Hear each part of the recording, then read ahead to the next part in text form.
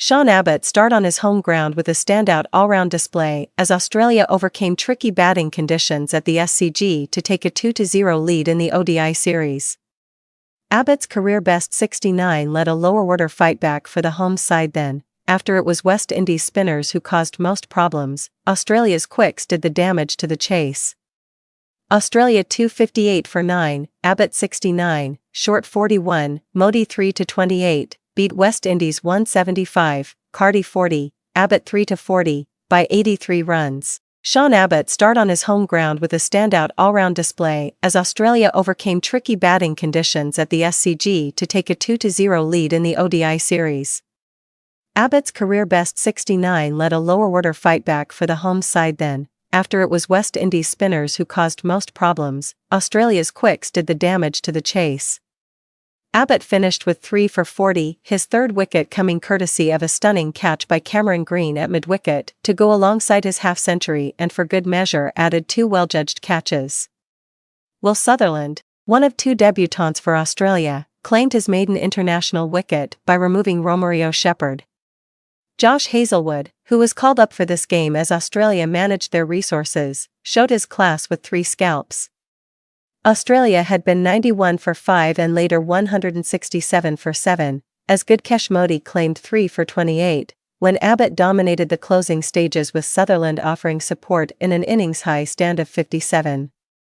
Abbott's final score was the joint 5th highest for Australia from number 8 and below in ODIs. A number of Australia's top order made starts without converting, with 4 of the top 7 falling between 26 and 41 before Abbott showed his prowess with a 54-ball half-century and struck consecutive sixes in the penultimate over before dragging on.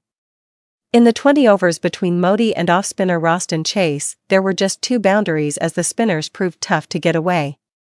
But Australia lost one of their spin resources for the second innings with Matt Short, who made 41, unable to field due to hamstring tightness. He was to be assessed in the coming days, but must be doubtful for Canberra on Tuesday, given the short turnaround. It meant all of Australia's spin would be in the hands of Adam Zampa, so the early inroads made by the quicks were important. Aaron Hardy was given the new ball and started with an excellent spell that included 2 maidens as he found late movement. He claimed the opening wicket when Alec Athanaze skied to mid-off, where Abbott added to his impact on the game. Hazlewood then had Justin Greaves taken by Sutherland at mid-off, and when Abbott joined the wicket-taking, finding Jordan Otley's edge, West Indies were 34 for 3. Captain Shai Hope and Kesey Carty, who played superbly at the MCG for 88, rebuilt for 13 overs before Hope was beaten by a ball from Hazlewood which kept low and smashed off stump. Soon after, Abbott struck again to end Carty's promising stay with a thick edge to the keeper, and things faded away. Australia handed out debuts to world record holder Jake Fraser McGurk, who replaced Travis Head at the top of the order, and all-rounder Sutherland.